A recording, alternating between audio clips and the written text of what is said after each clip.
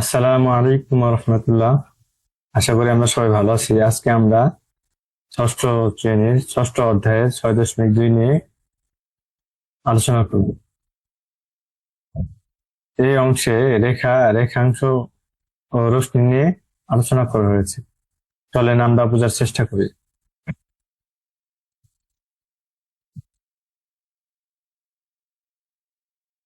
দেখো, রেখা বলতে এখানে সরলরেখা বোঝানো হয়েছে। কারণ রেখা তো দুই ধরনের হইতে পারে। একটা হচ্ছে কি বক্ররেখা, এভাবে বাঁকা, এটাও তো রেখা, তাই না? আর একটা হচ্ছে একবার সোজা, একবারে সোজা, যে রেখাটা, এই যে সেটা রেখা। রেখা কখন বলবো বা সরলরেখা কখন বলবো? ধরো যে এই যে তীর দিলাম, তীর দেওয়া মানে কি, এইভাবে রেখাটা চলতে আছে এবং এটা যে শেষ কোথায় এটা আমরা জানি না, এদিকে। আবার এইদিকে ধরো যে যাচ্ছে এবং এদিকে শেষ কোথায় এটা আমরা বলতে পারবো না। বাম দিকেও অসীম, ডান দিকেও অসীম, এর দূরত্ব আমরা মাপতে পারবো না। এই তীর চিহ্ন দ্বারা এটা বোঝানো হয়, হ্যাঁ, যে এটা মানে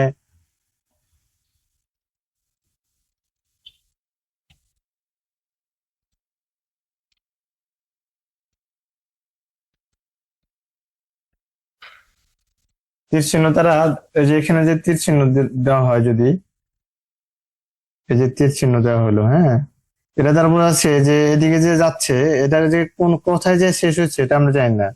অনুরূপভাবে কি এই পাশেও যে তীর চিহ্নটা দেওয়া হলো, মানে এটা যে কত দূর যাচ্ছে এটা আমরা জানি না। এটা অসীম দূরত্ব যাচ্ছে, মানে এদিকে যাচ্ছে, কোথায় যে শেষ হচ্ছে এটা আমরা জানি না। অনুরূপভাবে এই পাশেও কোথায় যে শেষ হচ্ছে এটা আমরা জানি না, এবং এটার নাম দেওয়া হয়েছে এটা এ, আর এই পাশে এটার নাম হচ্ছে বি।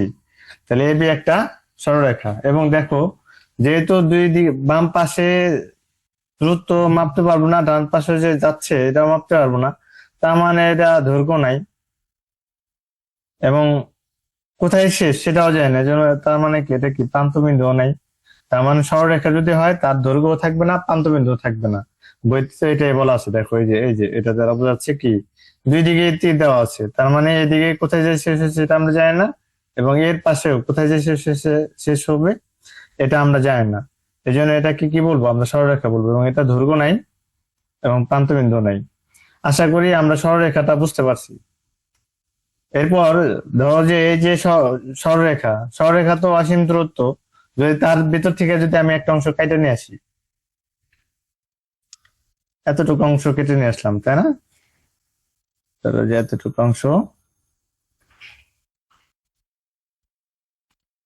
কেটে নিয়ে আসলাম, তাহলে এই যে এটা তার মানে কি, এইখান থেকে শুরু হয়েছে, এইখান থেকে শুরু হয়েছে, আবার এখান থেকে শেষ হয়েছে। এবং এটা যদি নাম দিই, এটা দিলাম এ, আর এই পাশে দিলাম এটা হচ্ছে বি। তার মানে এই যে এ আর বি, এর ভিতরে কি একটা দূরত্ব আছে। দূরত্ব আছে, সেই দূরত্ব কি কি বলে? দৈর্ঘ্য।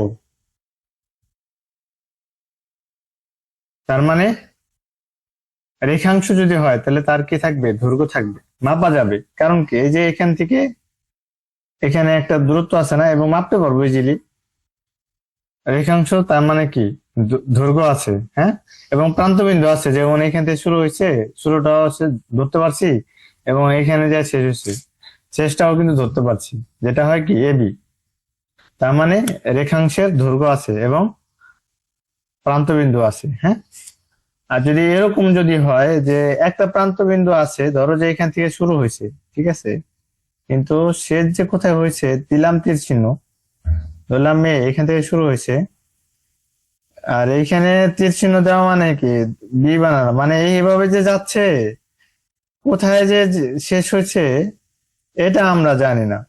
তার মানে আমরা একটা মানে স্টার্ট বিন্দু জানি, একটা প্রান্ত বিন্দু আছে, এখান থেকে যে শুরু হয়েছে, তারপরে যে কোথায় যে শেষ হচ্ছে এটা আমরা জানি না। যদি এরকম হয় তাহলে এটা রশ্মি। এই জন্য দেখো, এই যে রশ্মিটা দেখো কি হয়ে গেছে, এ থেকে শুরু হয়েছে এবং বি তে তীর চিহ্ন দেওয়া মানে কি অসীম দূরত্ব পর্যন্ত যাচ্ছে, আমরা কোথায় যে শেষ হচ্ছে এটা আমরা জানি না।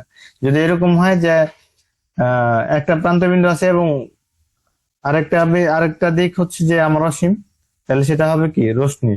এই জন্য দেখো যে রশ্মির কি নাই, দৈর্ঘ্য নাই, কারণ একটা স্টার্ট দিক মানে শুরুর দিকে আমি জানি, কিন্তু শেষ যে কোথায় হয়েছে এটা তো আমরা জানি না, এই জন্য এটা কি আমরা দৈর্ঘ্য মাপতে পারবো না।